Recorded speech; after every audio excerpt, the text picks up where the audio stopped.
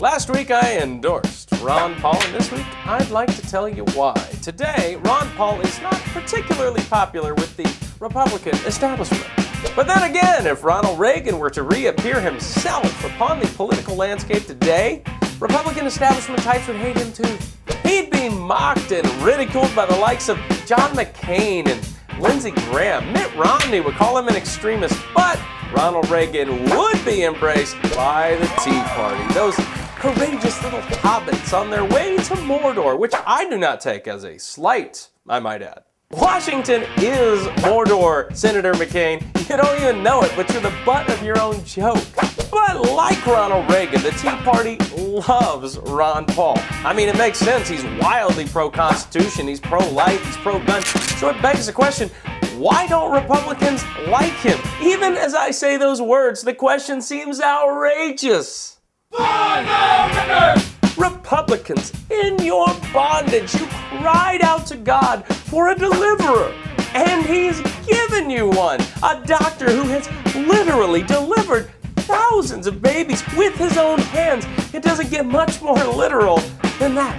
You cried out to God for a man who could resist corruption, and He gave you one. Last year, Representative Paul's office sent back $100,000 to help pay down the national debt. This year, his office sent back $140,000. The guy can't be bought.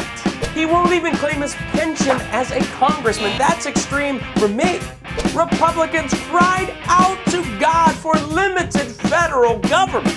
When Ron Paul is elected, your government will get so limited, so fast, you won't even recognize it. And I don't know about you, but I want revenge on the federal government. And Ron Paul is my avenger. No other candidate will go to Washington with a pair of pliers and a blowtorch like Ron Paul will.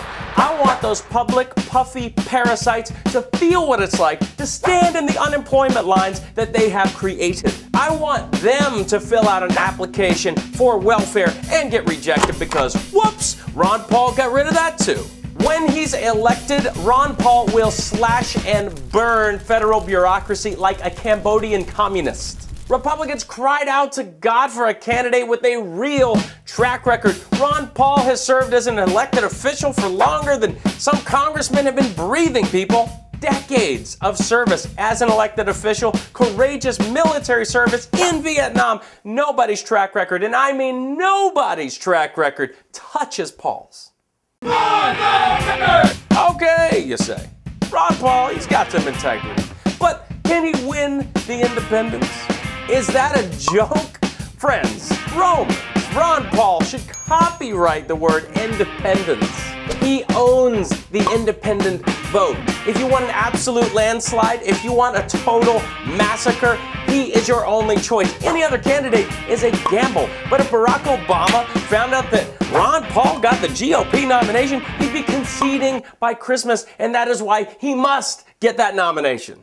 Ladies and gentlemen, America is bleeding out. But I don't need to tell you that. You know that. You feel it as you hear these words. But I do need to tell you this. If Barack Obama is Jimmy Carter, then Ron Paul is Ronald Reagan. You just didn't know it yet. For the record!